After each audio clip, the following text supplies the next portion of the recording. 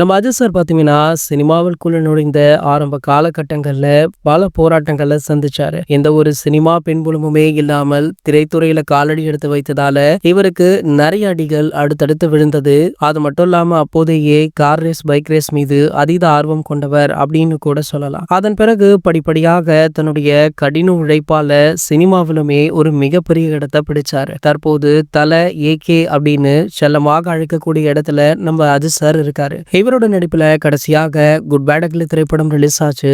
இந்த திரைப்படம் பாத்தீங்கன்னா யாரும் எதிர்பார்க்காத விதமாக ஒரு மிகப்பெரிய இம்பாக்ட கிரியேட் பண்ணுச்சு. ஒரு சில ஆண்டுகளாகவே நம்ம ஏகே அவர்கள் சால்ட் அண்ட் பெப்பர் லுக்ல மட்டுமே நடித்து வந்தாரு. ஆனால் குட் பேட் அக்லி திரைப்படத்திலோ பல கெட்டப்புகள்ல குறிப்பாக விண்டேஜ் ஏகேவை பார்த்த மாதிரி இருக்கு அப்படின்னு சொல்லும் அளவிற்கு செம்ம யங் லுக்ல நடித்திருந்தாரு. இது ரசிகர்களை ரொம்பவே இம்ப்ரெஸ் பண்ணுச்சு. அது மட்டும் இல்லாம படத்துடைய கதையுமே பக்காவாக பொருந்துச்சு. ஆகையால அடுத்த திரைப்படத்தையுமே ஆதிக்குடன் தான் பண்ணணும் அப்படின்னு தொடர்ந்து ரசிகர்களுமே கோரிக்கை விடுத்தாங்க. அஜித் அடுத்த திரைப்படத்தையுமே ஆதிக் தான் இயக்குறார் அப்படின்ற தகவலை அண்மையில வெளியிட்டாங்க. தற்போது இந்த படம் பற்றி தான் முக்கிய தகவல் ஒன்று வெளியாகி இருக்கு. அதாவது ஒரு படம் முடிந்த பின்பு அந்த படத்தை பார்த்து விட்டு தான் மற்ற லாங்குவேஜ்ல உள்ள விநியோகிஸ்தர்கள் பாத்தீங்கன்னா அந்த படத்தை வாங்குவாங்க. ஆனால் தற்போது ஏகே 64 திரைப்படம் ஆரம்பிக்கும் முன்பே பாலிவுட்ல இந்த திரைப்படம் மிகப்பெரிய விலைக்கு வியாபாரமாக இருக்கா. இது ஒரு மிகப்பெரிய விஷயமாக பார்க்கப்படுவதால இதனை ஏகே ரசிகர்கள் பாத்தீங்கன்னா வேற லெவல்ல செலிப்ரேட் பண்ணிட்டும் இருக்காங்க.